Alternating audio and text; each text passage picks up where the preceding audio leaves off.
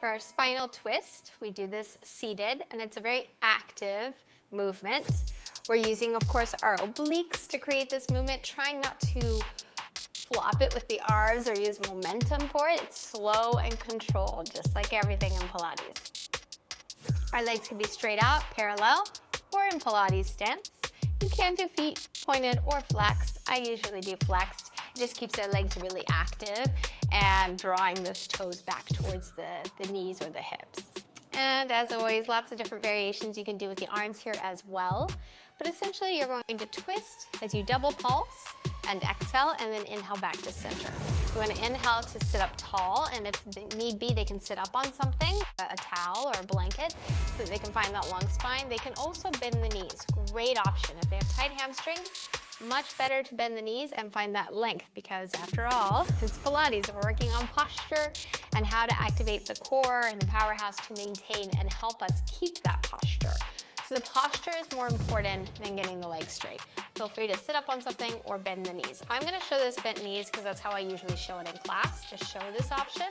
I always give the option of straight legs, but as a teacher, I like to show the version that's a little bit more accessible that most students in the room are going to be doing.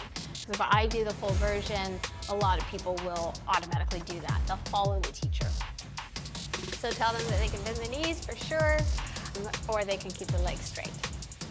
Inhale to prepare, arms out to the side, and then exhale as you double pulse. You can keep the arms straight, looking back at the back hand. Inhale back to center, exhale other side. Inhale, center, exhale. Inhale.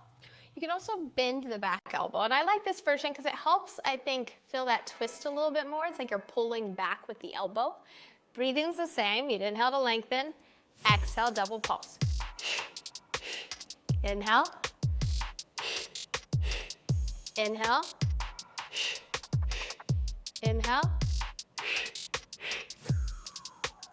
Now again, this one's really easy to kind of start to throw it a little bit.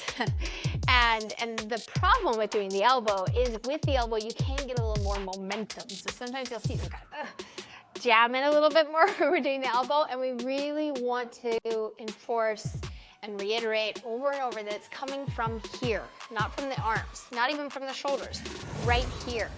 If you do this right, you'll really feel this deep pulling. You might even start to like cramp on the side waist because it's really a lot going on there if we're moving mindfully with control.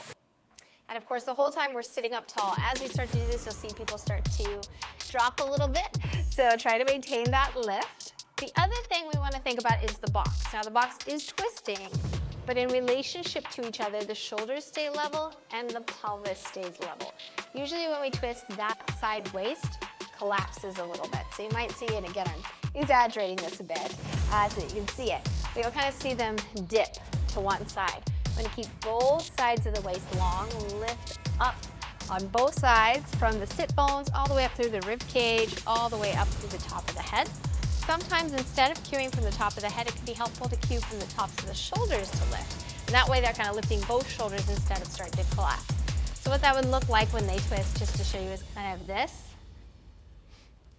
Again, I'm exaggerating a little bit so you can really see it, but really talk about lifting up and lengthening. Exhale.